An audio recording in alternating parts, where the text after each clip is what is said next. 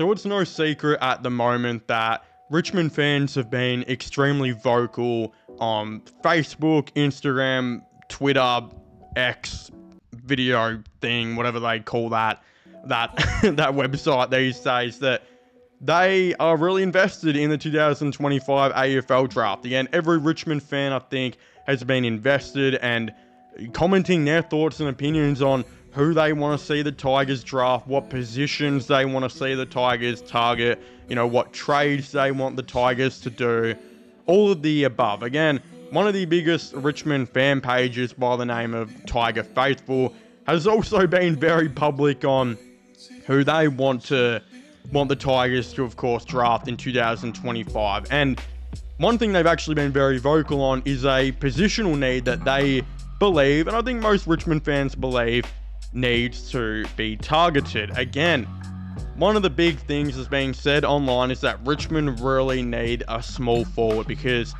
as we know, I think especially last year, Richmond were looking like they were in absolute no man's land with their small forwards. Again, you had Ryan Mansell, who in my opinion was just an average type of small forward, and then you had Seth Campbell, Maurice Rioli Jr., Steely Green, who were just all young guys who didn't look like they were going to develop into really anything promising at all. Again, then the Tigers decided to select Taj Houghton in the 2025 AFL draft. He was promised to be like a Shea Bolton replacement, a small forward who can move up the ground, plays a high half forward, but can also, play midfield as well.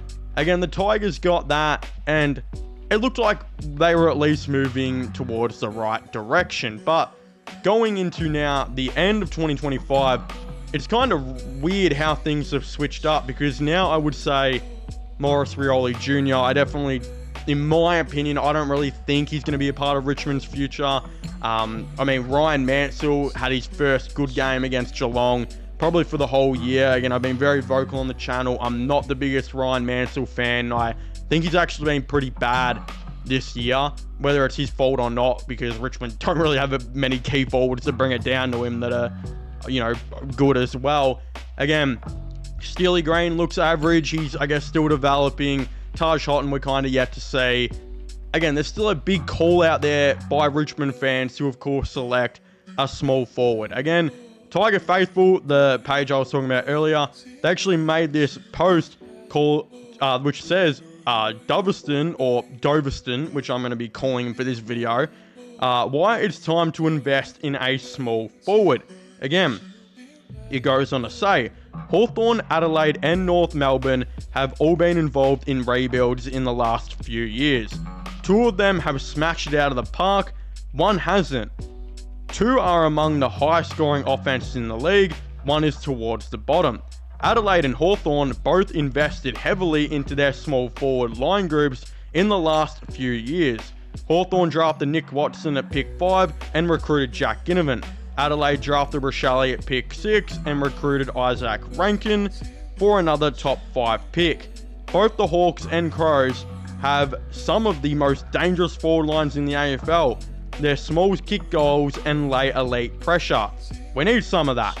Again, I do have a little bit of a problem with Tiger Faithful, that I think Tiger Faithful always brings it up and it kind of pisses me off, especially if you read this post. So what they're kind of alluding to here is that Adelaide and Hawthorn drafted and traded for small forwards, and it has absolutely set them up for the future, while North Melbourne haven't. North Melbourne have had a terrible rebuild and they don't look good. I mean, yeah, everything he's all there, I actually don't know who runs the page, gender equality, everything they've said is actually pretty factual, but the issue is that this page talks about Adelaide's rebuild like it's one of the greatest things of all time, when in fact Adelaide's rebuild has been kind of known, especially by the media, and has been ridiculed and trashed on for years, to be one of the worst rebuilds we've seen in recent time. Again, we got to remember, they lost to Richmond in the 2017 grand final and have not made the 8 since. It has been 8 years and they've been rebuilding for at least 6 of those years. They have only just gotten good now. It took them 6 years, and there were times where I didn't know if they were going to get good. So I'm not too sure about this. hyping Adelaide's rebuild up to be his masterclass. It's not, and a lot of the media thought it was one of the worst ones, which I don't know if that's true. But again, what this page does say is them getting Isaac Rankin and Josh Rochelle was really smart, and that is very much true. Again, it says, fact of the matter is that Richmond have completely neglected, I think that meant to say completely neglected this position for too long. Campbell was a rookie selection, so was Mansell, except he was recruited as a defender. Steely Green was picked 55, Rioli Jr. was picked 51, we used pick 30 on Clark, and got Olga at 58. Lockie Doverston has to be our guy. I'm so sure of this, I'd be willing to use one of our top picks on him. I'm hoping he dominates the last few weeks with Metro, so he rockets up the board. He's kicked 9 goals in the last 2 weeks for the Rangers. He kicks goals, applies fierce pressure, and wins the ball. It's time to invest in this position, invest into Doverston. Richmond can't make the mistake that North did 2 years ago by taking a Dersma at the top of the draft and passing on an elite small forward from the Eastern Rangers. Again, I still have a lot of issues with which was what was said there. This post says that Richmond need to take this Doverston guy, who, don't get me wrong, is, seems to be an elite small forward and one of the better small forwards in the draft. But the reality is that this guy is I don't even think he's ranked in the top 20, while Dersma is literally ranked again at 2 or 3. This guy said that Richmond can't do what North did and take a Dersma over an elite small forward. But Doverston is definitely not as highly ranked as what Nick Watson was in this year's draft. And imagine taking a guy who's ranked 20 to 25 at pick 2 or 3 instead of taking Willem Dersma, who's, again, ranked at pick 2, and don't take him at 2 or 3. Again, I think that would cause a lot of hate. It would also sound like the most ridiculous and stupid decision. If there is not a small forward that Richmond rate very high, at a pick, don't rush into it. You will eventually find one. If you rate these other guys at pick 2 or 3, go out and get them, because the reality is it's not like Richmond don't need a lot of things. Yes, a small forward is a massive need for the Tigers right now, but there are 100 other massive needs the Tigers need right now. And if you think that Dersma is the best available player and he fits what we need, go out and get Dersma. Again, I don't really like what is being said here, but I also understand and agree with some of it from a certain point of view. Because, if you look at what he said, it's kind of crazy that Mansell and Campbell were rookie picks, Steely Green and Rioli Jr. were 3rd round picks, and Olga was a 3rd round pick as well, and Clark was taken at pick 30. That means the highest rated small forward we have had was pick 30, and the next best is in the 50s. Again, the issue is that Clark, he's done his ACL. He'll be out for the majority of next year. I think it'll be his 6th season. He'll be 23 or 24 years old. He is unfortunately probably going to be a bust. And reality is that, yes, it's because of injuries. Yes, it's because of bad luck.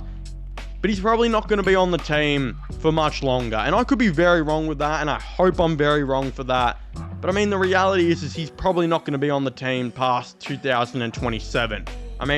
We all kind of know this, and it's the reality of things. Maurice Rioli Jr., can he bounce back in his career? I'm not too sure. If you ask me now, I'd probably say he's not going to be on the list in a couple of years. Mansell, I know they love and they'll keep around. Campbell, they definitely need to keep around. I wouldn't mind Steely Green for depth for a couple years, but I don't really know how permanent he will be. The reality is yes, we do need to draft a small forward, but I don't think it's going to be this year.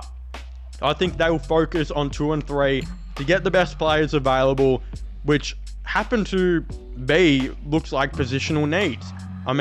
Best players available, we're looking at Dersma here. Like I've mentioned, he's a tall midfielder who can play wing. We're looking at Sam Grill, who's a burst from the stoppage, smaller, quick inside midfielder. There's Josh Lindsay, who a ton of people are saying the Tigers should get. Some people even have him pick 1. He's a halfback.